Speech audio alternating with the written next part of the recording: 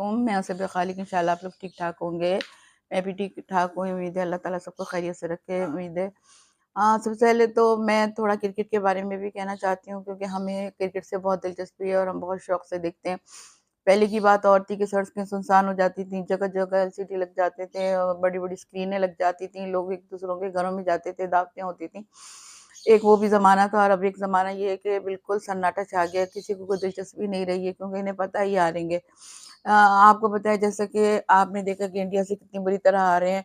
ہمیں اتنا دکھ ہوا کہ ہمیں کیا، پورے پاکستان کو بہت دکھ. جیسے آخر یہ سلیکٹر کیا کر رہے ہیں، کیا کرتے ہیں؟ صرف تفریح کر رہے ہیں، اور اس کے علاوہ لگژری لائف گزار رہے ہیں، اور اس قدر تنخواہیں لے رہے ہیں، اس قدر بیگمات کے ساتھ لگژری لائف کے ساتھ جاتے ہیں، اور وہاں پہ ٹیم ہمیشہ ان کی بلا سے ہارے یا جیتے، مگر ان کی لگژری لائف ختم نہیں ہوتی.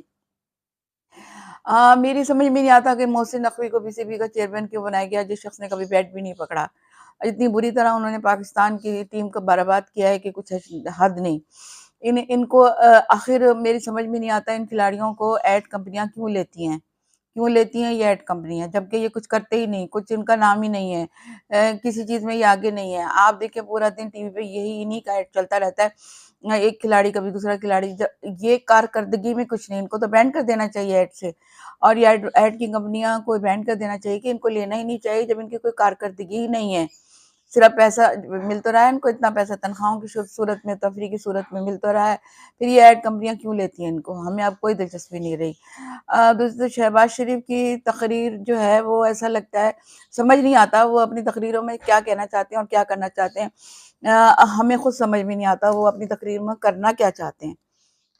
یہ کب تک ان کا مائک توڑنے کا بہانہ اور کب تک چلے گا؟ ایک شخص نے بالکل سچ کہا ہے کہ کاش میں اندھا ہوتا میں یہ سب دیکھنے سے پہلے. اور وہ یہ بات بالکل صحیح آتی ہے مریم نواز پہ. آپ یہ بتائیں کہ مریم نواز نے اپنے اوپر ایڈ جو بنوایا ہے، آخر کیوں بنوایا ہے؟ کرکٹ کا عمران خان کی نقل میں بنوایا ہے نا، اور یہ پیسہ بھی کروڑوں کا لگایا ہوگا. آخر کیوں اتنا ایڈورٹائز، اتنا یہ سب کیوں ہوا؟ ایسا سمجھ نہیں آتا ہمیں ان کے ارمان کب پورے ہوں گے، کب یہ ارمان ختم ہوں گے. 1 سال کی کارکردگی میں یہ ایڈ بنانے کی کوئی ضرورت پیش نہیں آتی تھی. آپ اپنی کارکردگی کا ایک لسٹ بنا کے پیش کرتی کہ میں نے یہ سب کیا ہے.